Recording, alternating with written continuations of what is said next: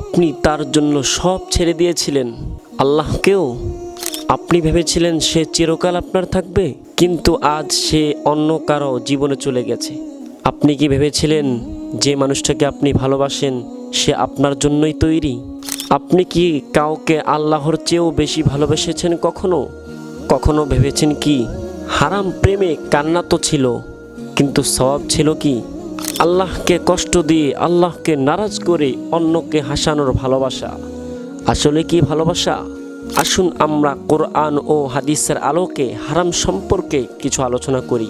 প্রিয় দিনী ভাই ও বোনেরা, আলোচনাটি শুরু করার আগে আপনাদের কাছে একটা অনুরোধ থাকবে, ভিডিওটি শেয়ার করে অন্য ভাই ও বোনকে দেখার সুযোগ করে দিবেন। তাহলে আসুন আমরা আলোচনা শুরু করি। এক যুবকের ঘটনা। এক যুবক এক মেয়ের সাথে 5 বছর হারাম রিলেশনে ছিল, হারাম সম্পর্কে লিপ্ত ছিল।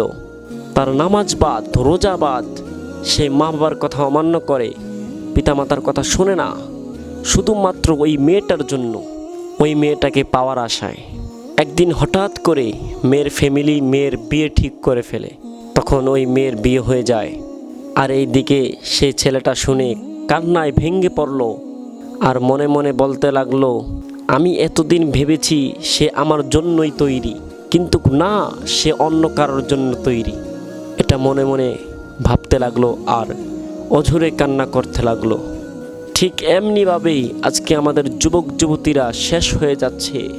আল্লাহ পাক রব্বুল আলামিন বলেন, তোমরা ব্যভিচারের ধারে কাছেও যেও না, এটি অশ্লীল ও জঘন্য পথ, নাউজুবিল্লাহ। রাসূল পাক সাল্লাল্লাহু আলাইহি ওয়াসাল্লাম বলেন, তোমরা দুনিয়ার নারীদের জন্য কেঁদো না, বরং এমন স্ত্রীর জন্য চাও, আল্লাহর কাছে প্রার্থনা করো যে তোমার সাথে জান্নাতেও থাকবে। সুবহানাল্লাহ।